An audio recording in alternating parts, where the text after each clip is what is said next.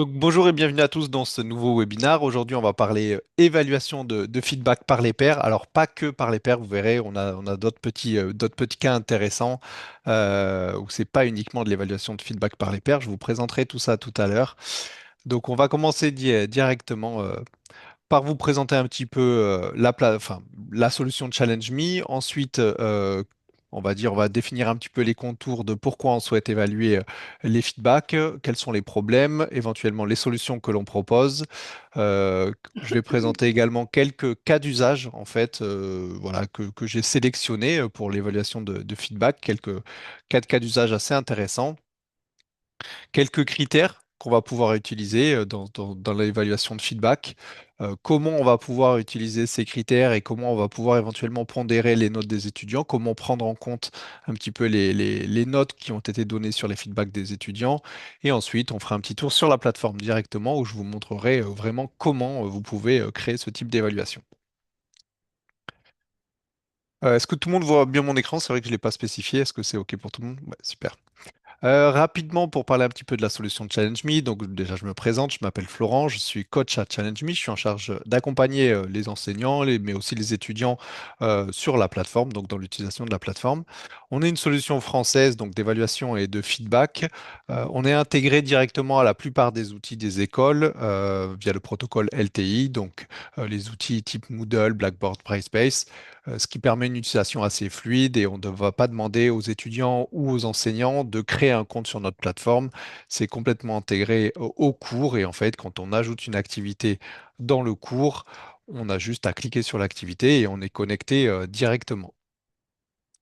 La plateforme permet de gérer de multiples scénarios, des plus simples comme de l'évaluation des membres du groupe, des présentations orales, mais aussi de l'évaluation de feedback, c'est ce qu'on va voir aujourd'hui, mais aussi des scénarios beaucoup plus avancés. J'en parlerai un petit peu tout à l'heure quand je présenterai un petit peu la plateforme.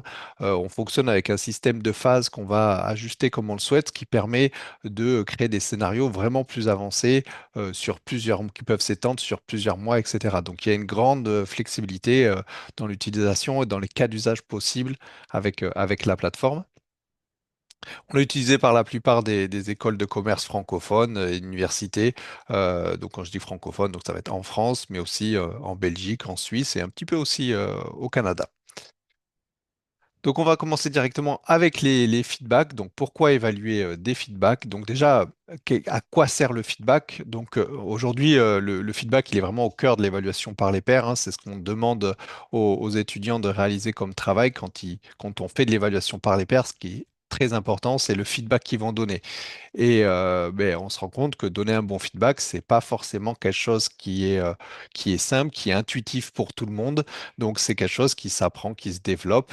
Et du coup, l'évaluation de feedback va permettre tout ça, parce qu'on sait que vraiment, le fait de donner un bon feedback peut faire une grande différence. En fait, généralement, les personnes qui ont reçu un bon feedback vont pouvoir améliorer leurs travaux, etc.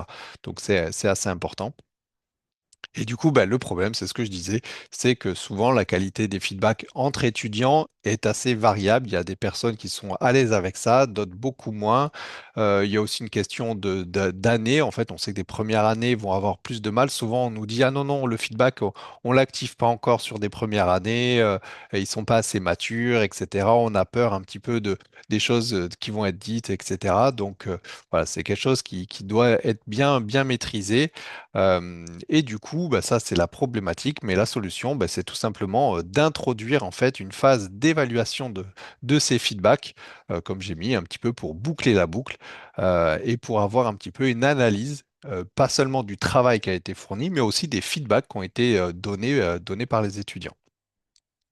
Donc là, je vais parler beaucoup de feedback, d'évaluation de feedback par les pairs. Donc, dans l'idée, c'est des étudiants qui vont évaluer les feedbacks de leurs pairs, mais vous verrez qu'il y a d'autres cas d'usage où on peut complètement inclure l'enseignant qui va venir évaluer les feedbacks de ces étudiants. Voilà, je vais présenter du coup quatre formats un petit peu d'évaluation de feedback. Donc, le classique, l'évaluation de feedback reçu. Donc là, on va vraiment venir évaluer les feedbacks qu'on a reçus. Donc, l'étudiant va déposer un travail ou réaliser une présentation en classe. Il va recevoir des feedbacks de la part des membres de sa classe, de toutes les personnes impliquées dans l'évaluation. Et ensuite, l'étudiant va venir évaluer ses feedbacks en indiquant si le feedback a été pertinent, s'il a été clair, s'il lui a permis de progresser, etc. Donc là, déjà, c'est vraiment l'évaluation de feedback reçu. C'est une première brique de l'évaluation de feedback. C'est celle qu'on retrouve généralement le plus souvent. L'auto-évaluation, alors ça c'est quelque chose d'un petit peu particulier. Bon, aujourd'hui on fait de plus en plus d'auto-évaluation de compétences, etc. Mais on peut mettre en place aussi de l'auto-évaluation de feedback qu'on a donné. Alors c'est un petit peu particulier parce que là on va demander aux étudiants de réaliser toujours un travail, d'évaluer les travaux de leurs camarades, donc de recevoir du feedback et ensuite de recevoir leurs résultats. Donc là, ils vont pouvoir consulter les feedbacks qu'ils ont reçus, etc., sur leurs travaux.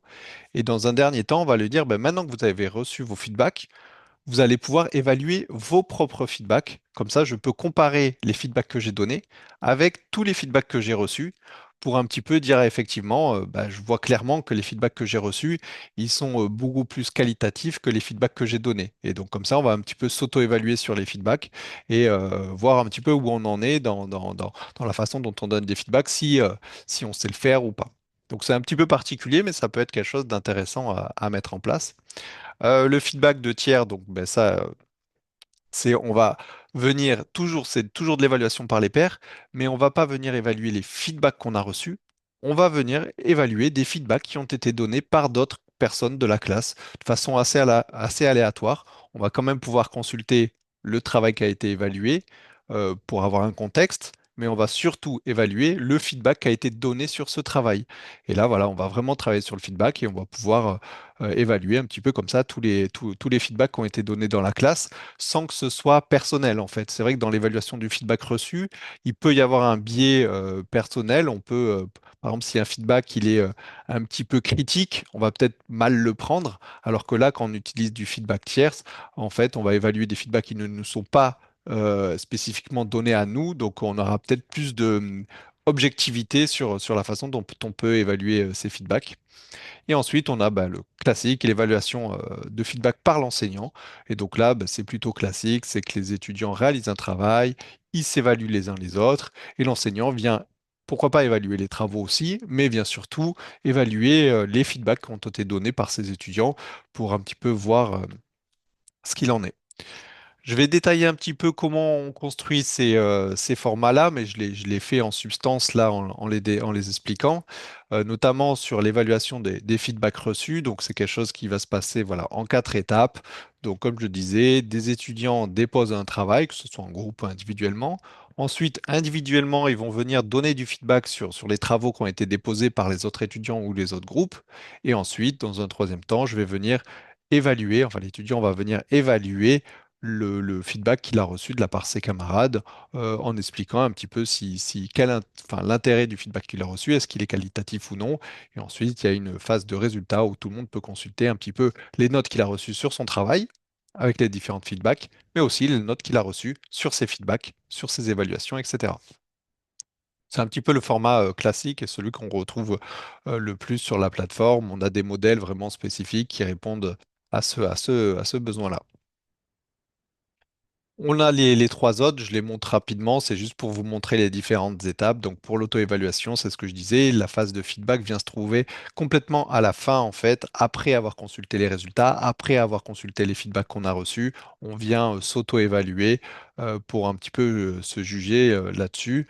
Le feedback des tiers, ben, c'est pareil, sauf que là, c'est après avoir reçu les feedbacks, au lieu de recevoir d'évaluer les feedbacks qui nous sont propres, on évalue les feedbacks de nos camarades. Et pareil, l'enseignant, là, il peut venir un petit peu évaluer les feedbacks quand il le souhaite, une fois qu'ils ont été donnés sur la plateforme. Et à la fin, on fournit les résultats.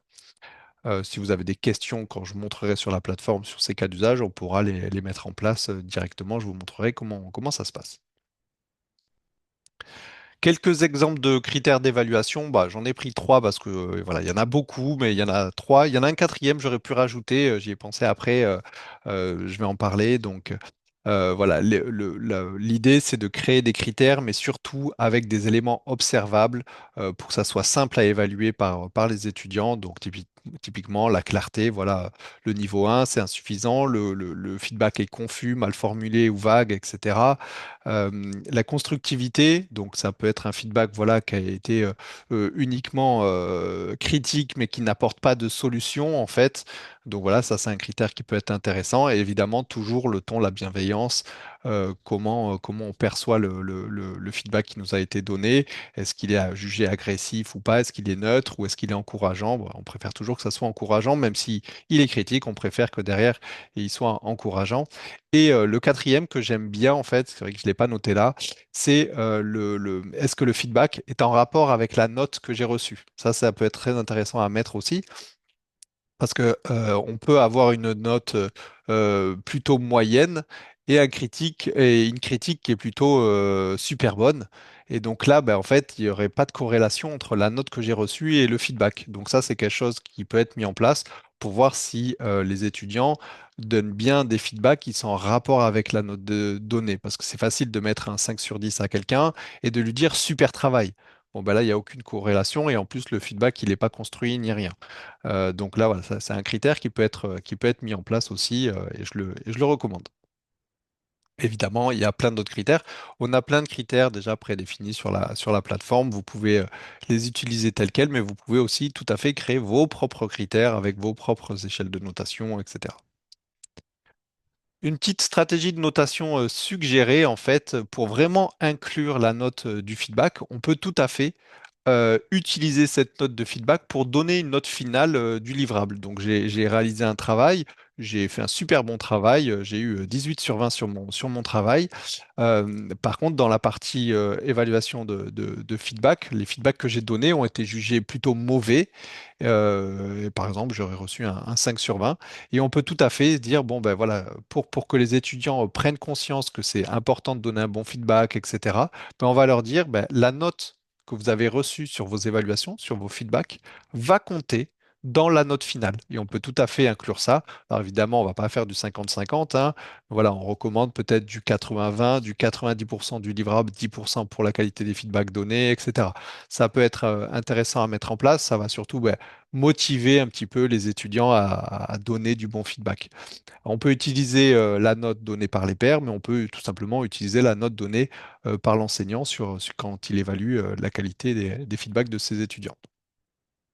Je ne sais pas si c'est quelque chose que vous mettez déjà en place. Voilà, ça peut être quelque chose d'intéressant. Euh, un petit point sur aussi les assistants IA qu'on a sur la plateforme qui peuvent aider en fait les étudiants à formuler des feedbacks en fait. Attention, c'est des assistants, ce ne sont pas des agents conversationnels, hein, on n'est pas sur ChatGPT. Là, l'idée, c'est qu'en fait, l'étudiant rédige son feedback et fasse appel à un petit assistant qui va juste venir faire une critique de son feedback et lui proposer éventuellement des pistes d'amélioration s'il n'a pas développé certains points, etc. Donc on définit bien les contours de ce que l'agent souhaite faire et il viendra comme ça aider l'étudiant à formuler des feedbacks un petit peu plus constructifs s'il a du mal à démarrer, etc. Donc ça peut être aussi mis en place si on veut vraiment faire progresser les étudiants sur le feedback. Une petite checklist de ce qu'il faut mettre en place rapidement. Donc, évidemment, c'est bien planifier les dates, les différentes dates de chaque phase. Évidemment, c'est toujours intéressant d'indiquer aux étudiants en fait qui vont être évalués sur leurs travaux, évidemment, mais qui vont être aussi évalués sur leur feedback. Peut-être que le simple fait de savoir qu'ils vont être évalués sur leur feedback, ça va leur permettre de faire un petit peu plus attention et de donner des feedbacks un petit peu plus construits à leurs camarades. Donc c'est important comme ça de bien le planifier, de dire ben, à telle date vous allez faire ça, à telle date vous allez évaluer les travaux de vos camarades et ensuite vous allez aussi évaluer les feedbacks de vos camarades. Bien définir les critères, pourquoi pas non plus construire la grille de critères avec les étudiants hein, directement, leur dire, ben voilà, vous allez pouvoir évaluer les feedbacks de vos camarades, qu'est-ce que vous imaginez comme critères, pour vous, qu'est-ce qu'un bon feedback, etc. Et on peut pourquoi pas co-construire la grille de critères avec les étudiants. Évidemment, il faut avoir du temps pour faire ça, mais c'est toujours intéressant pour eux de travailler là-dessus. Présenter, donc j'en ai un petit peu parlé sur l'étape planifiée, mais c'est évidemment présenter vraiment tout le parcours aux étudiants pour leur expliquer à quelles étapes ils vont être impliqués dans dans les différentes étapes, euh, dans les différents challenges. Encadrer tout ça pour être sûr que ça se passe bien, pour être sûr que la participation est en rendez-vous. La plateforme propose des relances automatiques, mais aussi un bouton de relance manuel. Donc ça peut être intéressant si on voit que la participation est assez faible. Il ne faut pas hésiter à, voilà, à regarder un petit peu ce qui se passe et à les relancer directement. Et ensuite, la restitution, donc un petit peu débriefer avec les étudiants sur tous les résultats qui ont été donnés. Pourquoi pas même leur envoyer un petit questionnaire pour leur demander si, s'ils ont aimé l'activité, si ça leur a permis de progresser, si, quel intérêt ils y ont trouvé, etc., pour avoir un petit peu des retours de la part des étudiants sur ce type d'évaluation. Les avantages de la plateforme pour ça, donc vraiment c'est comme je disais au niveau des relances, il y a une automatisation pardon, complète un petit peu de tout le processus d'attribution, que ce soit des travaux, des feedbacks, etc. Les relances par email, voilà, tout ça se fait de façon automatique, donc c'est vraiment pratique. On sait que l'évaluation par les pairs peut être utilisée juste avec des fichiers Excel, etc. Mais on se retrouve vite submergé de différents fichiers. Là, voilà, c'est vraiment la plateforme qui s'occupe de tout, c'est vraiment pratique. On a des rapports détaillés, donc sur la plateforme, on peut voir un petit peu, je le montrerai tout à l'heure, tout le détail des participations, des notes données, des feedbacks qui ont été donnés, des notes que chaque étudiant a reçues sur ces feedbacks, etc. Mais vous pouvez aussi les exporter au format Excel si vous avez besoin de les regarder un petit peu hors ligne ou les retravailler ou mettre des formules dessus pour créer des notes un petit peu spécifiques, etc. Vous pouvez tout faire sur la plateforme, mais aussi directement sur un fichier Excel que vous allez pouvoir exporter. J'en parlais au tout début aussi, vous avez des modèles prêts à l'emploi pour chaque cas d'usage. Alors évidemment, on n'est pas exhaustif sur les cas d'usage, hein, il y en a qui se créent tous les jours, des nouveaux cas d'usage, mais on a on va dire une banque de modèles déjà assez conséquente que vous pouvez utiliser directement pour créer vos challenges. Et c'est toujours intéressant de partir d'un modèle plutôt que de partir de zéro et après d'ajuster le modèle. Et on a tout un système de calcul de notes. J'en parlais aussi rapidement avec la pondération, avec la note du feedback, où vous pouvez vraiment utiliser ça assez finement en mettant des coefficients, en mettant sur des critères, sur des phases, etc. Vous pouvez vraiment avoir la note que vous souhaitez au final, et c'est la plateforme qui s'occupe de faire tout le calcul pour vous. Est-ce que vous avez des questions là-dessus? On va passer directement sur la plateforme pour vous présenter un petit peu les différents façons dont on peut créer ce type de challenge. Voilà, si vous avez des questions, le temps que je change d'écran, n'hésitez pas, je pourrais vous répondre, ou sinon, n'hésitez pas à les poser dans le chat. Hop, je change d'écran.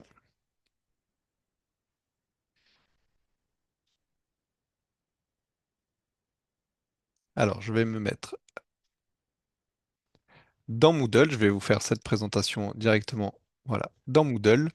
Je vais me connecter en tant qu'enseignant et en fait, je vais vraiment partir de zéro. Je vais me connecter en tant qu'enseignant dans un cours et je vais ajouter une activité Challenge Me et je vais montrer un petit peu comment je peux configurer un challenge qui contient de l'évaluation de feedback. Donc, je me connecte, je vais dans mon cours Sandbox ici, je vais passer en mode édition. Et je vais venir tout simplement ajouter, voilà, dans la partie créer vos challenges, ici, je vais tout simplement venir ajouter une nouvelle activité. Et là, je sélectionne simplement Challenge Me, qui est dans la liste des activités disponibles. Je vais nommer un petit peu mon activité. Bon, je vais l'appeler Peer Evaluation. Vous la nommez comme vous souhaitez. Je vais revenir au cours et je vais simplement cliquer maintenant sur cette activité ici pour configurer mon challenge. Et donc là, j'atterris. Tout le monde voit bien mon écran, ça a bien switché d'onglet. Vous êtes bien sur la plateforme Challenge Me et plus sur Moodle. C'est OK? Ouais, OK.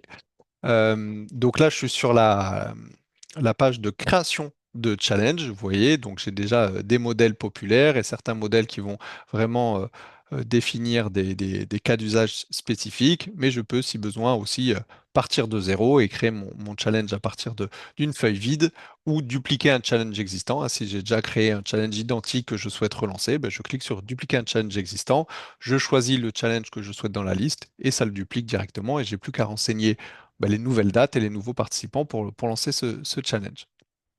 Dans mon cas, comme je vais un petit peu toucher à tout, je vais prendre un modèle un petit peu classique, un dépôt et évaluation de travaux. Et pour vous montrer comment la plateforme fonctionne, je vais ajouter différentes phases pour obtenir ce que je veux, notamment de l'évaluation des feedbacks reçus. Donc je vais cliquer ici sur Créer. Et voilà. Et là, je tombe sur la page de création de challenge et je vais simplement devoir renseigner les différentes étapes qui sont en haut ici pour la création de mon challenge. Donc les informations générales ici, on va me demander simplement le nom de mon challenge, un petit résumé. Ensuite, l'étape planification, et c'est ici où je vais commencer un petit peu à jouer avec la plateforme, c'est par défaut, donc dans ce modèle-là, j'ai une phase de dépôt de travaux, une phase d'évaluation de travaux et une phase de résultats. Et ici, je vais simplement devoir venir ajouter comme ça des phases. Donc là, j'ai bien les étudiants qui vont déposer un travail du 28 au 5, donc je peux cliquer sur la phase pour définir les dates exactes que je souhaite, activer ou non les notifications automatiques. Pareil pour la phase d'évaluation. Et pareil pour la phase de résultat. Moi, ce que je veux ici, c'est ajouter une phase entre la phase d'évaluation des travaux. Je veux ajouter une phase d'évaluation des feedbacks reçus. Donc, je vais cliquer sur Ajouter une phase. Ici, on propose différents types de phases et ça tombe bien, j'ai une phase qui correspond vraiment à ce que je veux. C'est la phase évaluation des feedbacks reçus. Les participants évaluent les feedbacks qu'ils ont reçus lors d'une phase d'évaluation. Donc, je vais cliquer ici. Donc, on va me demander un nom. Je vais laisser le nom par défaut. On va me dire, OK, je vais évaluer les feedbacks de quelle phase? OK, ben, je vais évaluer les feedbacks qui ont été donnés lors de l'évaluation des travaux. Donc, voilà, on s'est déjà coché. J'ai qu'une seule phase. Le système ne peut pas se tromper. Je clique sur suivant et on va me définir ben, à quelle date je souhaite que les étudiants évaluent les feedbacks qu'ils ont reçus. Donc, je vais laisser les dates par défaut parce qu'elles me conviennent ici et je vais valider. Voilà. Et là, maintenant, j'ai une nouvelle phase ici, évaluation des feedbacks reçus et qui vient s'ajouter ici. Donc, bon, moi, je me dis, bon, ben, ma date maintenant de résultat, elle est plus correcte hein, parce qu'en fait, je veux pas que les résultats soient disponibles le 12, hein, je veux vraiment que les résultats soient disponibles après la fin des feedbacks reçus. Donc, je vais cliquer sur ma phase de résultat. Je vais juste décaler de 24 heures ici et je vais appliquer cette modification. Voilà. Et là, maintenant, j'ai mon scénario et je me dis, bon, c'est dans la logique, la phase de résultat, elle est à la fin. Ben, pas de souci, je peux prendre ma phase, hop, la déplacer. Et j'ai quelque chose de comme ça de plus correct. Et quand je regarde bien, j'ai bien mes dépôts de travaux qui vont durer 7 jours, mes évaluations par les pairs qui vont durer 7 jours. Et pendant un jour, je vais demander aux étudiants d'évaluer tous les feedbacks qu'ils ont reçus. Et à la fin, on pourra consulter les résultats. Ensuite, on a les consignes. Donc là, vous allez définir des consignes à chaque étape. Donc on a des consignes par défaut, hein, donc sur chacune des phases ici. Là, comme j'ai ajouté une étape manuellement, ben, il n'y a pas de consigne par défaut, hein, c'est comme je l'ai ajouté. Donc là, l'idée, c'est que vous renseignez un petit peu les consignes de ce que doivent faire les étudiants à cette étape, notamment là, évaluer les feedbacks qu'ils ont reçus selon les critères que vous aurez définis.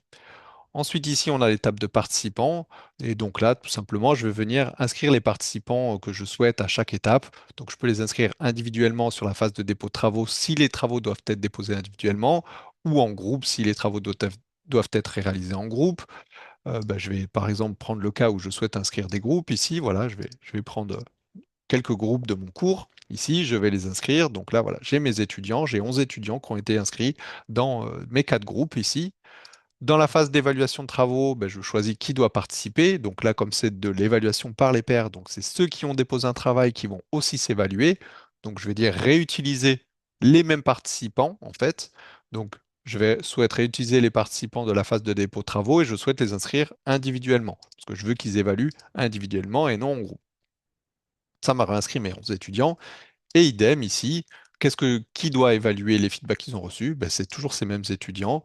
Donc, c'est les mêmes étudiants qui ont participé à la phase de dépôt de travaux et je les inscris. Donc voilà, j'ai inscrit rapidement tous mes étudiants qui devaient participer à cette évaluation. Ensuite, on a l'étape des critères. Donc là, pour les critères, vous allez pouvoir, comme je le disais, ajouter vos propres critères. Vous pouvez ajouter tout à fait des critères prédéfinis par Challenge Me. Donc ça serait pour l'évaluation de travaux. Vous pouvez ajouter des collections de critères, donc ça, c'est des ensembles de critères, des packs de critères qui peuvent être ajoutés en un clic, qui vont répondre à des besoins bien spécifiques. Voilà, par exemple, imaginons que là, mon travail, c'est de l'évaluation de CV. Ben, j'ai un pack de critères évaluation de CV que je peux directement ajouter et hop, ça m'ajoute l'ensemble des critères qui est disponible dans ce pack. Et pour l'évaluation des feedbacks reçus, pareil, je vais pouvoir comme ça ajouter ou mes propres critères si j'ai défini mes propres échelles de notation ou des critères prédéfinis. Et là, par exemple, je viendrai chercher quelques critères. Si je tape feedback, voilà, j'ai clarté et précision du feedback, constructivité du feedback, équilibre du feedback, le feedback est-il cohérent avec la note reçue, j'en parlais tout à l'heure, etc. Donc on a pas mal de choses, donc on peut sélectionner les critères directement prédéfinis ou créer nos propres critères. Voilà, je vais ajouter ces quatre critères-là qui me semblent corrects.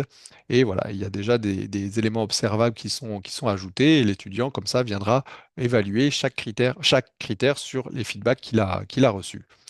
Donc voilà comment on ajoute directement. Et à la fin, on peut aussi laisser un commentaire. L'étudiant peut laisser un commentaire à la personne qui lui a laissé ce critère-là. Évidemment, c'est anonyme, hein, quand on évalue un feedback, on ne sait pas qui nous a donné ce feedback, hein, pour garder un petit peu le maximum d'objectivité. Ensuite, on a quelques options. Bon, je passerai rapidement dessus, mais c'est plus justement pour lever l'anonymat ou non. Par défaut, c'est anonyme, mais on peut vouloir lever cet anonymat. Voilà. Et dans les étapes de résultats, on a différentes options. On va pouvoir choisir ce qu'on souhaite afficher aux étudiants. Est-ce qu'on veut leur afficher tous les résultats, les notes, etc., ou uniquement leur feedback? Et éventuellement, on peut gérer toute la pondération. J'en parlais aussi. Donc, on peut dire sur combien on souhaite la note et définir la pondération sur chacune des phases pour créer une note comme vous le souhaitez, si vous souhaitez que ça soit du 80-20, etc., par exemple. Euh, L'attribution des évaluateurs, c'est assez classique. C'est on définit combien de travaux chaque étudiant doit évaluer. Donc là, par défaut, c'est 3. Vous pouvez ajuster ce chiffre. Vous pouvez définir les différents agents IA. J'en parlais aussi rapidement tout à l'heure. C'est l'assistance à la rédaction de feedback. Ici, on a différents agents qui vont venir répondre à certains rôles. Vous pouvez consulter les différents rôles et quand vous avez trouvé un agent qui correspond à ce que vous souhaitez, vous l'ajoutez. Voilà, aider l'étudiant à rendre son feedback plus pertinent. Vous pouvez l'ajouter directement et les étudiants, comme ça, quand ils ont rédigé leur feedback, ils peuvent cliquer sur ce fameux petit bouton assistant pour venir être aidés par cet assistant et qui va lire un petit peu leur feedback et leur proposer des pistes d'amélioration. Évidemment, ça ne va pas écrire le feedback ni faire l'évaluation à la place de l'étudiant. Donc voilà pour la partie agent. Et une fois que vous avez terminé, voilà, vous pouvez publier votre challenge. Il y a un petit bouton d'aperçu pour voir à quoi ça ressemble. Quand vous êtes ici, en fait, vous pouvez voir un petit peu la vue de ce que verront les étudiants. Et donc là, voilà, les étudiants, ils pourront voir la progression de ses tâches en cours, les différentes étapes de son challenge, notamment la phase de dépôt, la phase d'évaluation, mais surtout la phase de feedback, d'évaluation des feedbacks reçus, etc. Donc voilà pour j'ai fait une présentation rapide, hein. L'idée, c'est pas de vous faire un tour complet de la plateforme, c'est juste pour vous montrer comment vous pouvez créer ce type d'évaluation. Si vous avez des questions ou si vous souhaitez rentrer un petit peu plus dans le détail, n'hésitez pas à prendre rendez-vous et on se fera un plaisir de faire un point en direct avec vous.